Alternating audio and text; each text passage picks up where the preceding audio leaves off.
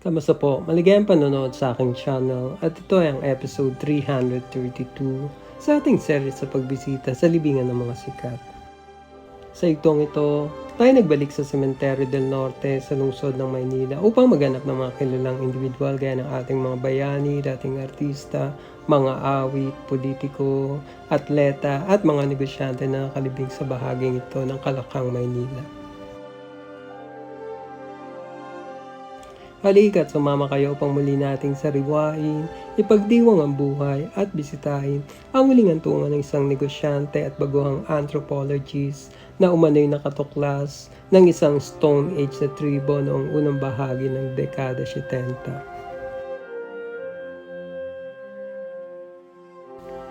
Matatagpuan sa ibabang bahagi ng Cemetery del Norte, ilang metro mula sa monumento ng Sacred Heart ay ang mausoleo ng mga Elizalde kung saan nakahimlay ang negosyanteng si Manda Elizalde.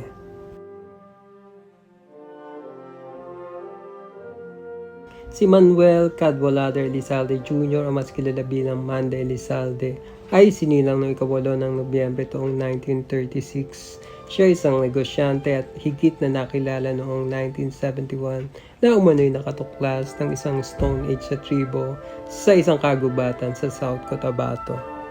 Si Elizalde ay isang negosyanteng nagtapos sa Harvard na itinalaga ng dating Pangulong Marcos bilang Presidential Assistant on National Minorities. Noong Hunyo taong 1971, inihayag ni Elizalde ang kanyang pagkakatuklas ng Malay Stone Age tribe na tinawag na Tasaday sa kagubatan ng South Cotabato. Si Elizalde tumakbo sa Senado noong Nobyembre ng parehas na taon, subalit di panalad na makakuha ng sapat na boto para sa Senado. Ang malagang pagkakatuklas ng mga Tasaday ay nakarating sa kaalaman ng buong mundo kung saan maraming mga antropologo, mamamahayag at mga eksperto sa iba't ibang panig ng mundo ay nagpunta sa Mindanao para pag-aralan ang pamumuhay ng mga Tasadays at ang pagkakatuklas sa kanilang tribo. Ang usap-usapang panloloko patungkol sa kwento ng pagkakatuklas ng mga Tasaday ay agad kumalat. Noong taong 1974, hinarangan ni Elizalde ang mga pagbisita at pakikipag-usap ng mga eksperto at siyentipiko sa mga Tasaday. Ang lugar ng mga Tasaday ay nanatiling sarado sa publiko hanggang taong 1986 nang si Marcos ay napatalsik na sa pwesto. Somewhere in a remote corner of the world, a lost tribe, untouched by time, lives in the last tiny corner of Eden left on Earth. Imagine the excitement when 20 years ago, that tribe was discovered. The Tasaday, living the life of Stone Age cavemen, unaware that there were any other human beings on the planet. In the early 1970s, loggers were cutting down the rainforest.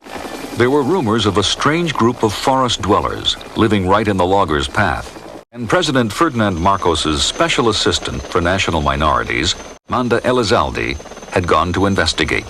Elizalde, one of the wealthiest young men in the Philippines, met the group first in June 1971. By 1972, he was inviting the world in to see what he had found. Perhaps the Tasaday touched me most. They never realized that we were helping them in any way. They didn't know there was a country. They didn't know there was a sea. They didn't know that their land had to be protected. The simplest things that we had with our group, for instance, like rice, they did not even know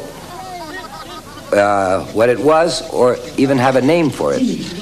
This brought to group a certain amount of suspicion at first and then concern. For them, that we should advise the scientific world that there are these people who seem to be very different. The Tasaday became instant celebrities. National Geographic magazine devoted 32 pages to the Stone Age men of Mindanao.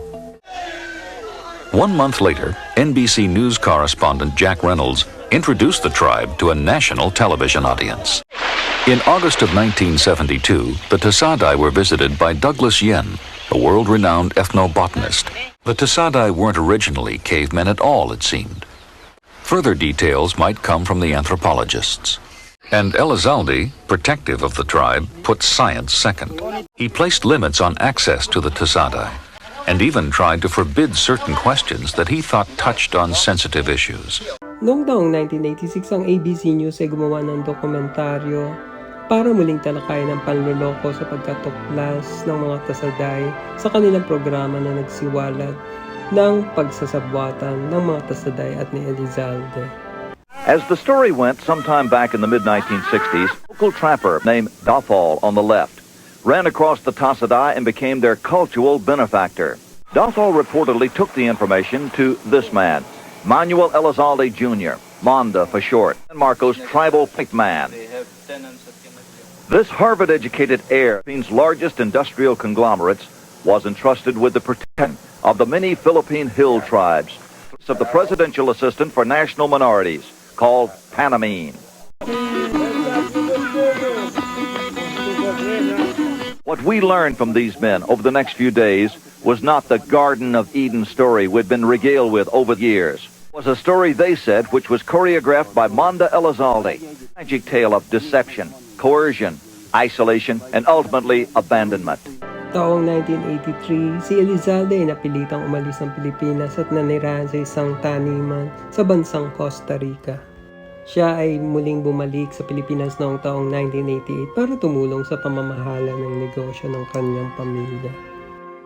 Si Elizalde ay pumanaw na ika-3 ng Mayo taong 1997 sa di inahayag na kadahilanan. Siya ay 61 taong gulang.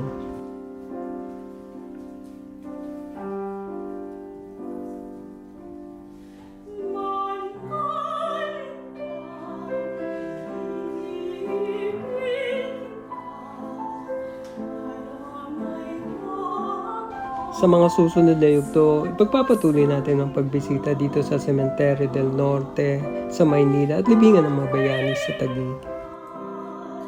Abangan sa channel ito at magpo-post din kami ng pang mga videos sa pagdalaw natin sa Loyola Memorial Park, sa Parañaque at sa Marikina.